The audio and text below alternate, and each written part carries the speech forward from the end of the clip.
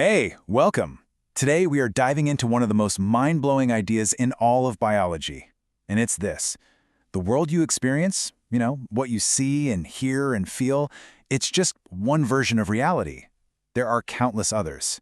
We're about to take a journey into the sensory worlds of animals, and I can promise you, you will never look at a flower or even the sky the same way again.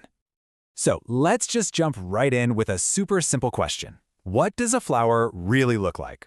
I mean, you look at it, you see some colors, some petals, a stem. It's pretty straightforward, right? But is that what the flower actually is? Or is that just what a flower looks like to a human? Because you see, to a bee, that exact same flower is a completely different universe. It's not just yellow, it's a glowing ultraviolet bullseye. It's this luminous landing strip painted in a kind of light that we literally cannot see, pointing the way to a hidden treasure of nectar. The reality of the flower changes depending on the eyes that are looking at it, and that is the core idea we're exploring today. So, here's the plan. First, we're going to unpack the big idea that explains how all these different realities can even exist.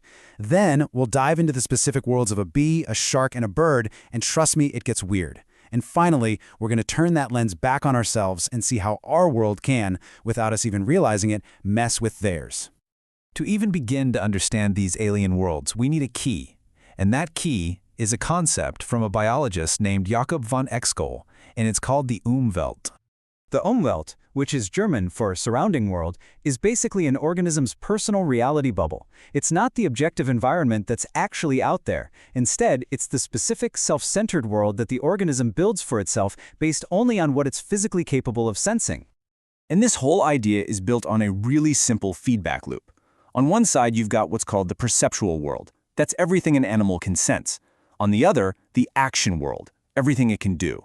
So what an animal perceives determines what it does, and what it does changes what it perceives. It's this constant circle. Exkol's classic example of the tick makes this crystal clear.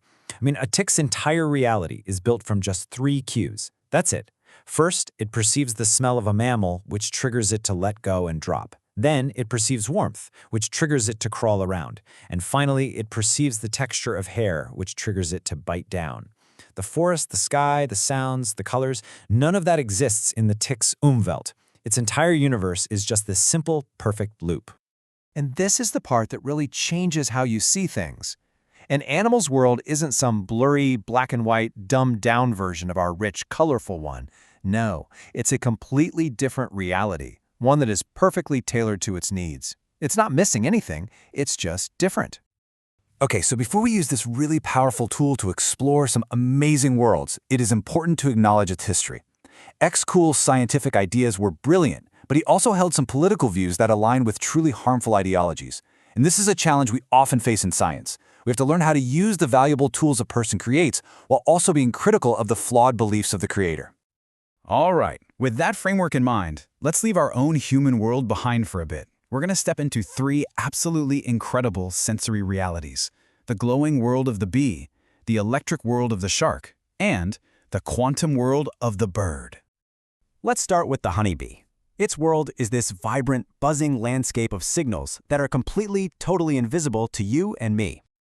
A bee's visual world is just fundamentally different. As we talked about, they see into the ultraviolet spectrum, which turns flowers into those glowing nectar guides.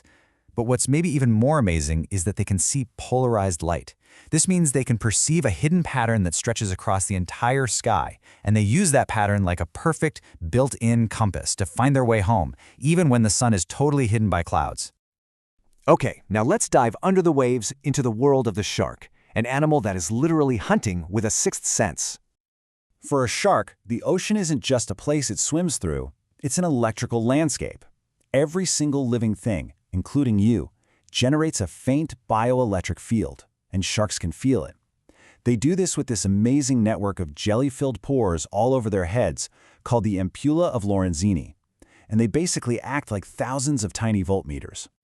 So, just how sensitive is this sense? Well, the technical measurement is 5 nanovolts per centimeter, which sounds impressive, but what on earth does that number actually mean?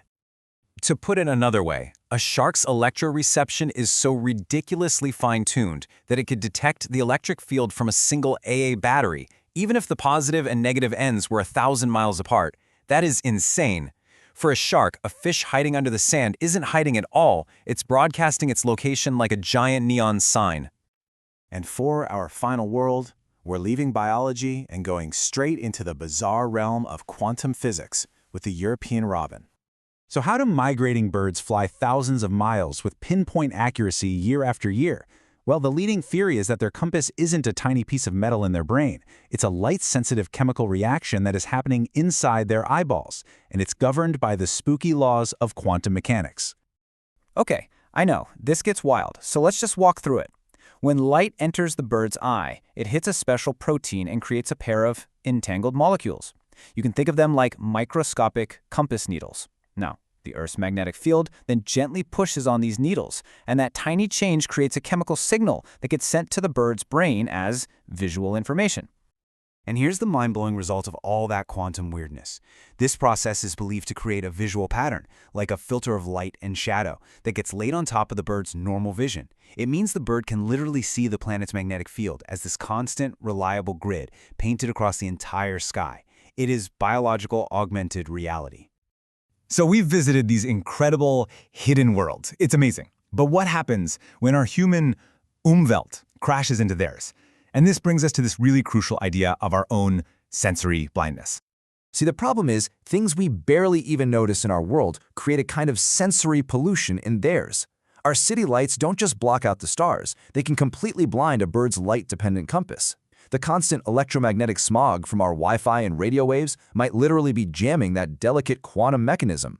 We create this world of noise and chemicals that's invisible to us, but for an animal trying to navigate or find a mate, it's like living in a sensory wasteland. And that really is the ultimate takeaway here. The world is not one single objective stage that we all perform on.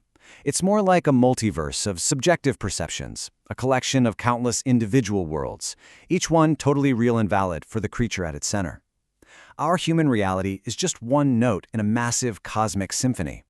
You know, realizing this, it gives you a whole new kind of humility and curiosity. It forces you to ask a final, pretty profound question. If our reality is just one of many, what other worlds, what other senses, what other ways of being are existing all around us right now that we are completely and utterly blind to?